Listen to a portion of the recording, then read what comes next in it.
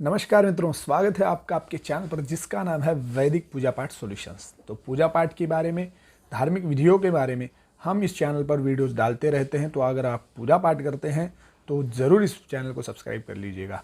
तो आज जानने वाले हैं मित्रों अक्षत के बारे में। यह शब्द आपने पूजा में बहुत बार सुना होगा। जीवन में अक्षत का बहुत महत्व है, क्योंकि जब भी कोई व्यक्ति हमको तिलक करता है तो ऊपर से अक्षत लगा देता है। हमें पंडित जी जब पूजा पाठ में बैठाते हैं तो हमारे हाथ में अक्षत देकर संकल्प करते हैं। उसके बाद बार बार हमारे शरीर पर, हमारे मस्तक पर पंडित जी के द्वारा, आचार्यों के द्वारा अक्षत छोड़ी जाती है। जब मंगलाष्टक पढ़े जाते हैं विवाह के समय, उस समय भी वधूवर जो होते हैं उनके ऊपर अक्षत छोड़ी जाती है। प्रधानतः महाराष्ट्र में यह परंपरा बड़ी दिव्यता से निभाई जाती है। तो मित्रों, अक्षत के जगह पे कोई दूसरे वस्तु का इस्तेमाल क्यों नहीं किया जाता? विचार किया आपने? जैसे बड़े लोग होंगे, जैसे आज के समय में आप देखेंगे तो अलग अलग प्रकृति के कर्म करते हैं। कोई अलग अलग प्रकार से उस धूमधाम को मनाता है, यानी ज़्यादा से ज़्यादा खर्चा हो सके, महंगी से महंगी चीज़ मिले तो उसका इस्तेमाल। परंतु अक्षत की जगह पे कोई भी दूसरी चीज़ का इस्तेमाल नहीं कर पाते। जैसे आप देखेंगे अक्षत की जगह में काजू का इस्तेमाल कर सकते हैं, बड़े लोग हैं तो। कोई बादाम का कर सकता है, कोई सिंगदाना का कर सकता है, कोई गेहूँ का कर सकता है। परंतु नहीं, करना है तो चावल के दानों का ही करना है, अक्षत का ही करना है। क्योंकि शास्त्रीय प्रमाण है कि अक्षत हमारे जीवन में बहुत महत्व रखता है।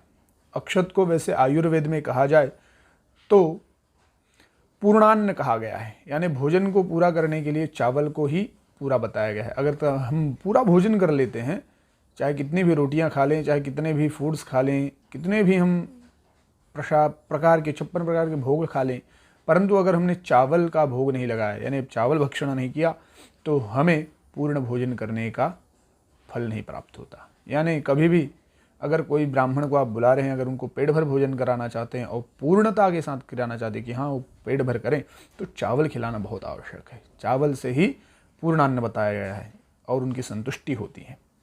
तो मित्रों, जैसे पूजा पाठ में ब्राह्मण देवता चावल हमारे मस्तक पे छोड़ते हैं, संकल्प में भी चावल छोड़ते हैं। तो चावल क्यों छोड़ते हैं इसका मैं आज बताता हूँ आपको। अक्षत, पहले तो इसका अर्थ जानते हैं। अक्षत क्या है? अक्षत है अक्षद। इसका संधि विक्षेप करने पर हमको शब्द प्राप्त होते हैं, अक्षर प्राप्त होते हैं।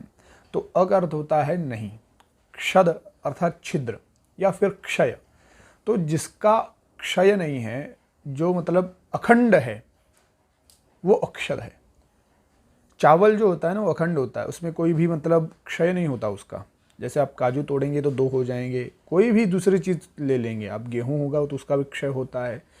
उसके बाद पिस्ता ले लेंगे या कोई भी आप प्रोडक्ट ले लेंगे, कोई भी धान्य ले लेंगे तो उसके 2 टुकड़े हो जाते हैं, कोई भी देख लीजिएगा।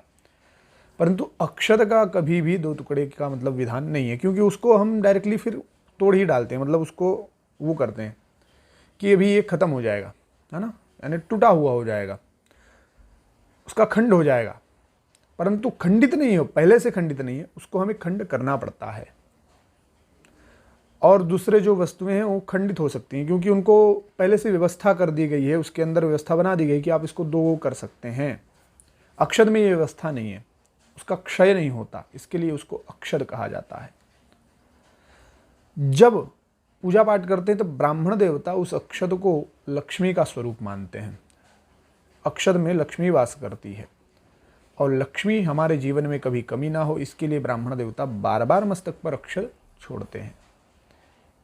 क्योंकि लक्ष्मी की प्राप्ति ही जीवन को सुधार सकती है। अच्छी जीवन शैली जीने के लिए बहुत ही ज़्यादा आवश्यक होती है कि लक्ष्मी की प्राप्ति होती रहे, धन धान्य समृद्धि बनी रहे। तो ब्राह्मण देवता अक्षत से ही आशीर्वाद देते हैं, क्योंकि लक्ष्मी का स्वरूप भी माना जाता है।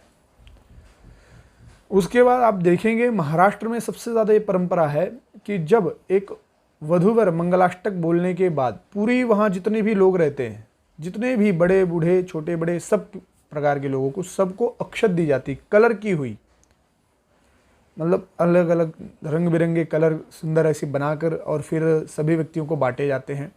जैसे मंगलाष्टक होता है, ब्राह्मण तदेव लग्नम सुदिनम तदेव ताराबलम चंद्रबलम तदेव विद्याबलम देवबलम तदेव लक्ष्मीपते ते गृहम सुनामी शुभ लग्न सावधान, इस प्रकार के मंत्र उच्चारण करके और दिव्यता के साथ मंगलाष्टक पूर्ण करते हैं। तो सभी लोग बड़ी दिव्यता से, खुशी से उस वधूवर को आशीर्वाद प्रदान करते हैं।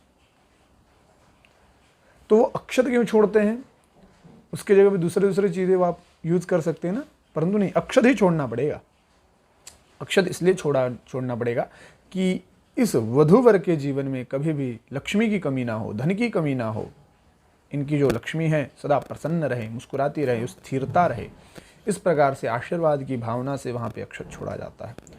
अक्षत के बारे में जितना बोला जाए बहुत कम है। बहुत अद्भुत एक प्रकार से धान्य है, उस धान्य का सदुपयोग जीवन में होता रहे। मित्रों, ज्योतिष के अनुसार अक्षत को देखा जाए तो ज्योतिष में अक्षत को